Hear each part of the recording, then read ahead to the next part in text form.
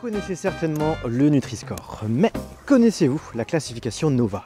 Découvrez dans cette vidéo une information sur la classification Nova et nous verrons les insuffisances du Nutri-Score juste après ça. Petit aliment ultra transformé, tu n'iras pas dans mon panier. Bonjour, c'est Patrice de Kaizest, j'espère que vous êtes en pleine forme. Carlos Monteiro, il est professeur de nutrition à la faculté de santé publique de l'université de Sao Paulo au Brésil. Il est également épidémiologiste en santé et nutrition. Et bien en 2009, lui et son équipe de chercheurs ont élaboré la classification internationale Nova pour une approche plus globale de l'aliment. Cette classification a donné par la même occasion un nom à la malbouffe, les aliments ultra transformés. Cette classification est basée sur le degré de transformation et non en fonction d'une composition nutritionnelle. Et en 2014, sous l'impulsion du ministère de la Santé au Brésil, Carlos Monteiro et son équipe ont publié dans le pays les premières recommandations alimentaires holistiques et donc les premières recommandations alimentaires holistiques au monde, et on voit que ça fait très plaisir à Michel.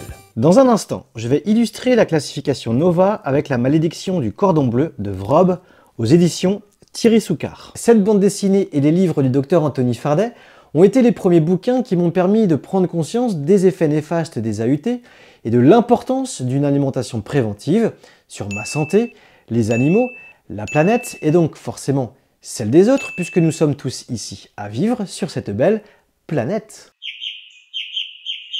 Au départ, Carlos Monteiro et son équipe ont reçu de nombreuses critiques, parfois virulentes, de la part des liens d'intérêt avec l'agro-industrie. Ce qui est tout à fait normal, puisque cette classification ne va pas dans le sens d'une grande majorité d'industriels alimentaires actuels.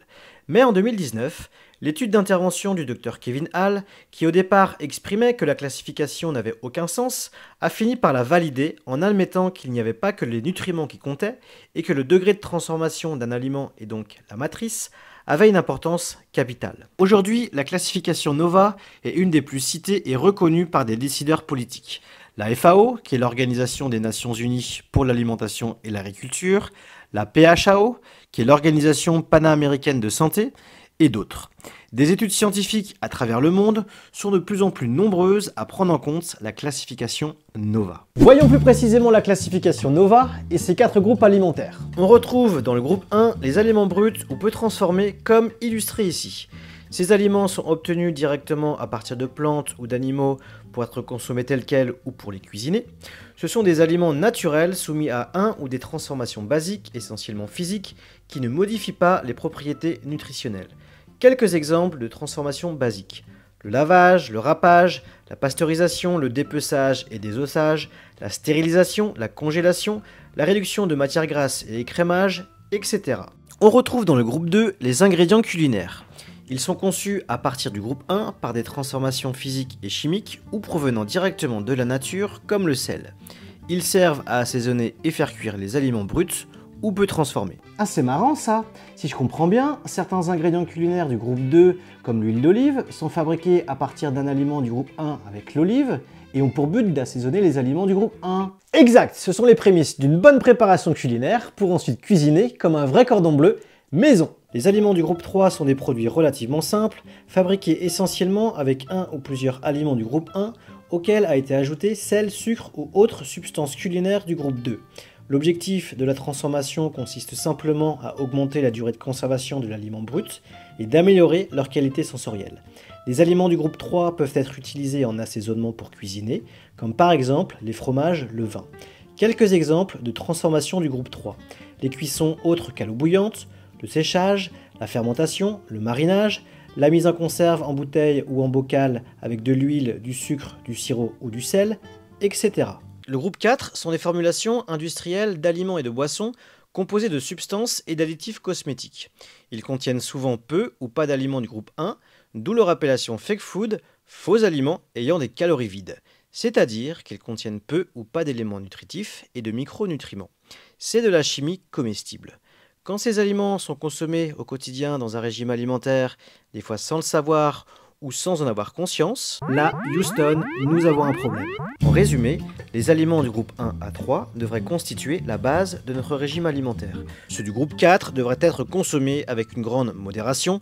Ils ne devraient pas représenter plus de 15% de nos apports énergétiques quotidiens, soit 0 à 2 aliments ultra transformés par jour. Sans transition, parlons d'un autre sujet, le Nutri-Score. Mis en place en 2017, c'est un système d'étiquetage nutritionnel pour noter un produit alimentaire industriel de A à E, pour le classer comme un bon, moyen ou mauvais produit pour la santé, afin de mieux orienter le consommateur sur ses choix d'achat. On pourrait penser que c'est un bon indicateur d'achat pour nous.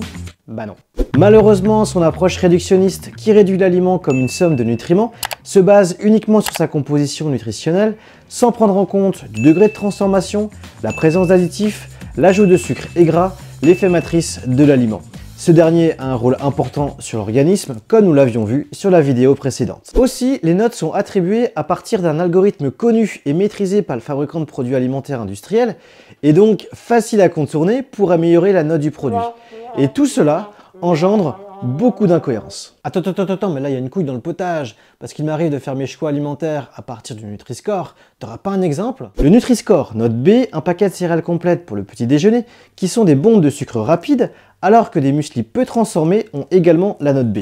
Pourtant, la transformation des céréales complètes, qui est faite par une cuisson-extrusion, fait augmenter l'index glycémique, donc le taux de sucre dans le sang, mais comme le degré de transformation n'est pas pris en compte, c'est une des raisons pour laquelle ils ont une note identique. Et pourquoi il ne faudrait pas prendre en compte le Nutri-Score? Ça, c'est une bonne question. Je vous donne 3 raisons. Le Nutri-Score ne prend pas en compte les marqueurs d'ultra-transformation. Il ne fait pas la différence entre un vrai nutriment et un nutriment ultra-transformé, que l'on peut appeler aussi marqueur d'ultra-transformation. Donc, le fabricant de paquets de céréales complètes rajoute artificiellement des nutriments ultra-transformés, comme des isolats de fibres obtenus par cracking.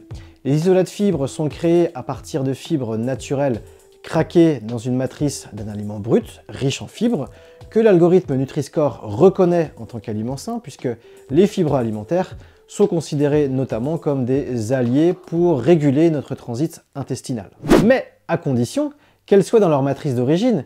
Comme nous l'avions vu dans la vidéo précédente, les nutriments craqués, isolés, qui ne sont plus dans leur matrice d'origine et qui sont remis à forte dose dans une matrice artificielle, ils perdent leur effet synergique. Le Nutri-Score prend en compte les sucres totaux du produit, mais ne prend pas en compte l'ajout de sucre ou additifs. Donc, petite pirouette du fabricant, en réduisant ou supprimant le sucre de table pour être remplacé avec un autre ingrédient, par exemple de la maltodextrine, qui est un type de glucide issu de la décomposition de la bédonnerie, du maïs, de la pomme de terre, du blé, pour être utilisé en tant qu'additif cosmétique ou additif alimentaire. Je me permets d'intervenir pour signaler au passage que la maltodextrine a un index glycémique plus élevé que le vrai sucre. Ayant moins de sucre totaux de par sa réduction ou sa suppression, et ne prenant pas en compte les additifs, l'algorithme Nutri-Score lui attribue un bon classement. Ils reformulent leurs produits pour être bien notés, puisque les aliments ayant un bon score est vendeur. Autrement dit, avec des expressions culinaires, ils font leur tambouille chimique pour nous vendre leur salade et faire leur beurre. Un mot rapide sur le gras, car comme avec le sucre, le Nutri-Score prend en compte les gras totaux, mais c'est du gras naturel, donc ça ne pose pas de problème pour la santé. Pourtant, il est stigmatisé. Il pénalise des aliments de qualité peu transformés, comme par exemple des huiles végétales vierges, la crème fraîche, des fromages traditionnels. D'ailleurs, la consommation de fromage n'est pas associée à un risque accru de maladies chroniques ou cardiovasculaires. Tout le monde sait qu'il ne faut pas abuser des fromages, pas plus que des confiseries ou des charcuteries artisanales, mais ces vrais aliments seront toujours à privilégier et de meilleure qualité que leur version ultra transformée. Les matières grasses sont indispensables au bon fonctionnement de l'organisme, il faut en varier les sources et les utiliser de façon raisonnable, tout simplement. Le docteur Anthony Fardet est critique du Nutri-Score car il s'oppose aux sciences alimentaires. Il soutient l'ultra-transformation en notant mieux la chimie comestible que des vrais aliments. Également, il aboutit au contraire de l'effet recherché, c'est-à-dire de participer à la lutte contre les maladies chroniques. Et si ce score était robuste, il ne changerait pas chaque année. On arrive au terme de cette vidéo et je vous remercie de l'avoir suivi. Si vous avez des questions ou souhaitez plus d'informations, vous avez mes contacts sur le site internet de Kaizest, je vous mets un lien en description. La prochaine vidéo parlera des aliments ultra transformés et comment les reconnaître en magasin. Prenez soin de vous avec l'alimentation, je vous fais des bisous et je vous dis à très bientôt.